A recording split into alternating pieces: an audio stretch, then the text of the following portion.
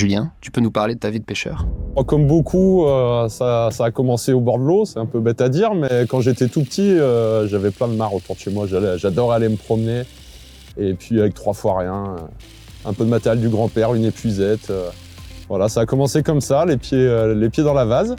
Et puis petit à petit, un peu plus loin avec le vélo, aller faire un tour au bord de l'étang, attraper quelques carpes, quelques brochets.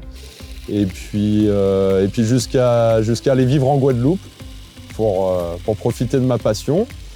C'était une opportunité professionnelle, mais j'avais la chance de beaucoup pouvoir aller pêcher. Et puis quand j'ai dû rentrer de Guadeloupe, je suis arrivé donc sur le bassin d'Arcachon. Et puis j'avais très envie de voir comment ça se passait la pêche au large ici. Parce que je connaissais la pêche dans le bassin, mais je ne connaissais pas la pêche hauturière.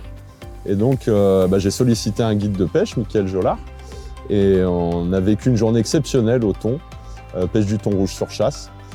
Et voilà, et de là, on a commencé à travailler ensemble. Donc j'ai fait la formation. Je me retrouve aujourd'hui à m'occuper de la société Pêche Arcachon et emmener les gens pêcher le bar, le maigre, le thon, le requin, toutes les espèces qui migrent ici du printemps, voilà, jusqu'à l'entrée de l'hiver.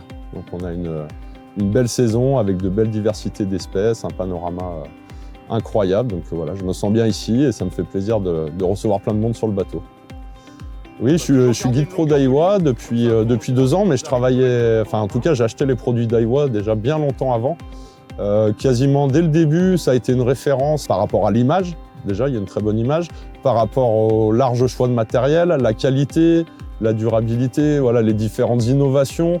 On nous propose toujours des produits adaptés, donc une belle diversité de matériel, que ce soit dans les cannes, les moulinets, l'équipement du pêcheur, les leurres, bien sûr.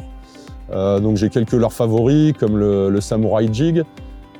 Pour moi, ce leurre-là, avec une canne, ça pêche partout dans le monde. Et je l'utilise beaucoup ici pour la pêche du bar, principalement dans les chasses, ça se lance très loin. Leurre très attractif, on fait du maigre avec, on fait du maquereau, on fait du thonidé. Donc voilà, leurre sans limite. Après, très belle gamme de leurres souples, que ce soit eau douce ou mer aussi. Des leurres de surface qui viennent d'arriver cette année, stickbait. Daiwa, c'est aussi la référence dans les minots, tout ce qui est poisson nageur. Donc je m'y retrouve clairement. Ce que j'aime, c'est déjà recevoir une grande diversité de profils.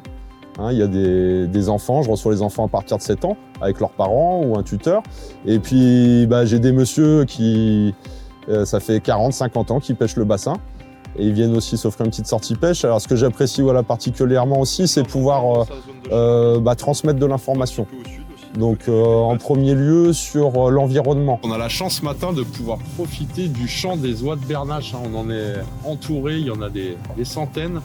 Donc elles migrent à l'automne. Elles viennent de Scandinavie et puis donc elles viennent chercher des conditions un petit peu plus clémentes l'hiver sur le bassin d'Arcachon. En général, et ensuite plus précisément, donc comment fonctionnent les marées. Pourquoi le bar il va être à tel endroit à tel moment de la marée, ça c'est très important. C'est la clé pour réussir sa pêche.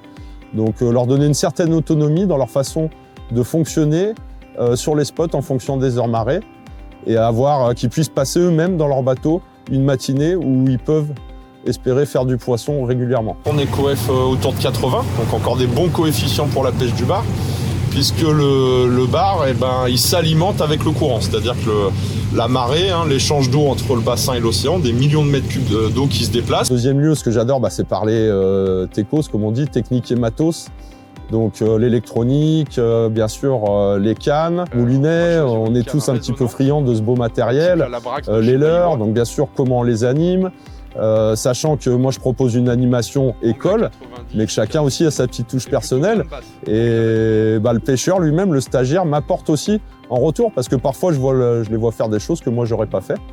Et du coup, on voit qu'à la pêche, il y a beaucoup de choses de possibles, qu'il ne faut pas s'arrêter justement simplement à une méthode ou deux, et qu'il faut élargir un petit peu son champ d'action, sa vision générale de l'approche de la pêche. Donc c'est surtout ça que j'essaie de leur transmettre. Et puis troisièmement, ça va être aussi manipuler le poisson. Donc ça, je trouve que c'est extrêmement important, puisque c'est une passion où on relâche beaucoup, parce qu'on aime le no-kill, ou parce qu'il y a des règles de capture. Et on ne peut pas garder tous les poissons de toute taille. Donc on est obligé de remettre des barres non maillées à l'eau, par exemple, pour le bar. Et donc là, bien le monter à bord, pas le faire tomber, faut savoir comment le manipuler, le décrocher sans le blesser et bien le remettre à l'eau. Je pense que ça aussi c'est primordial, puisque tous ces petits bars, c'est l'avenir de la pêche dans les prochaines années, donc il faut en prendre soin. Aujourd'hui, j'ai la chance de recevoir une bonne équipe avec Stéphane de Daiwa France et puis Fabien et Francky. Donc aujourd'hui, je les emmène pêcher le bar dans le bassin d'Arcachon. On va pas mal se fier aux oiseaux, les oiseaux marins qui vont nous emmener sur les bons coups, sur les chasses de bar.